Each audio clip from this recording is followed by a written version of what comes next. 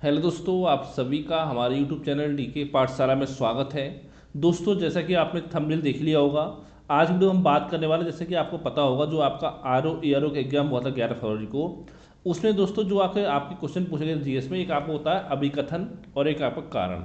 यानी कि अभिकथन और कारण से मिलाकर के टोटल मिलाकर के आपके एग्जाम में 18 क्वेश्चन आपके पूछे गए थे। तो यहाँ पर दोस्तों बच्चों को इस टाइप क्वेश्चन को सॉल्व करने में बहुत ज़्यादा परेशानी होती है। तो मैं आपको बताऊँ किस तरह से ये क्वेश्चन आपको सॉल्व करने चाहिए।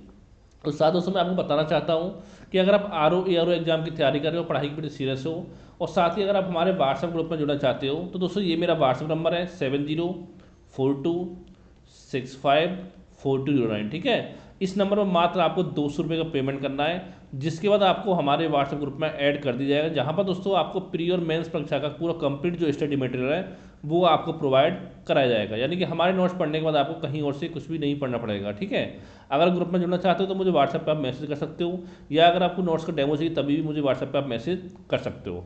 अब दोस्तों हम बात करते हैं क्वेश्चन किस टाइप से आपको पूछा जाता है। पहला दोस्तों जो क्वेश्चन आपका होगा उसमें एक दे रखा होगा आपका अभिकथन। अभिकथन बोलो या कथन बोलो, ठीक है, एक ही बात है। जिसको दोस्तों आप लिखते हो, आप ए से डिनोट किया जाता है बहुत जगह पर। ठीक है, और साथ में एक होता है आपका कारण, और कारण लिखते हैं हम आर से डिनोट, आपका डिनोट करते हैं। तो इस तरह दोस्तों एक क्वेश्चन आपको होता है। जैसे मैं आपको एग्जाम्पल लेता हूँ आपके सामने। जैसे यहाँ पर क्वेश्चन दोस्तों ये है कि गांधी जी ने असहयोग आंदोलन को वापस ले लिया। गांधी जी ने असहयोग आंदोलन को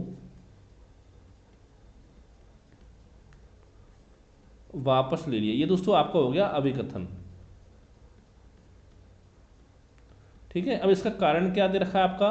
जैसे मान लो कारण दे रखा है आपका कि चोरी चोरी के पास कुछ हिंसक घटना घट गई थी, चोरी चोरा के पास। ठीक है,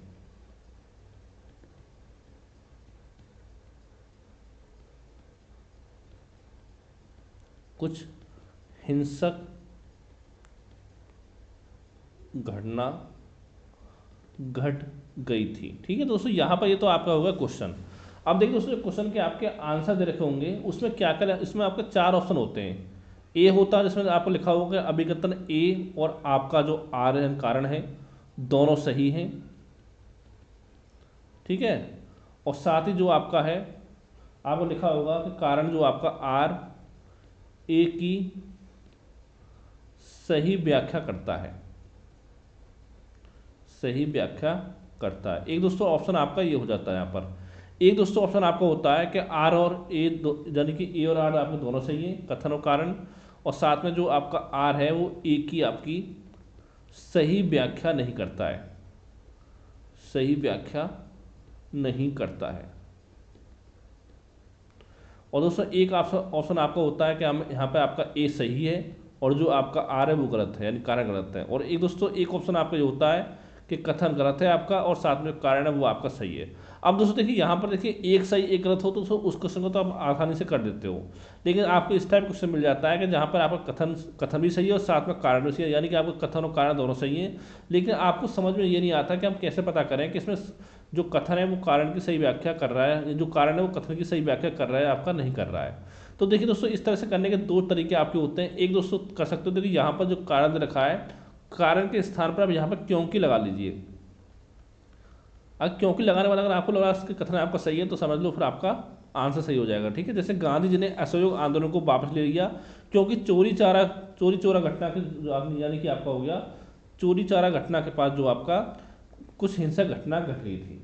ठीक है, तो दोस्तों इसका मतलब यह है कि जो आपका कथन है वो कारण, जो कारण है वो कथन की आपकी सही व्याख्या कर रहा है। एक तरीका दोस्तों आपका ये हो गया। एक दोस्तों दूसरा तरीका देखिए इसका ये है कि जैसे आपको लिखा है, इसको आप ऐसे मान सकते हो कि चोरी चोरा के पास कुछ हिंसक घटना घट गई थी जिसके कारण गांधी जी ने असहयोग आंदोलन को वापस ले लिया था। ठीक है दोस्तों, यानी इस तरह से आपको समझ में आ रहा है कि जो आपका कारण है वो आपका कथन की आपकी सही व्याख्या एकदम कर रहा है। तो इस केस में जो ऑप्शन ए है वो आपका यहाँ पर करेक्ट हो जाएगा। अब दोस्तों देखिए ऐसे कैसे समझोगे दोस्तों, इसके लिए मैं बताना चाहता हूँ आपको।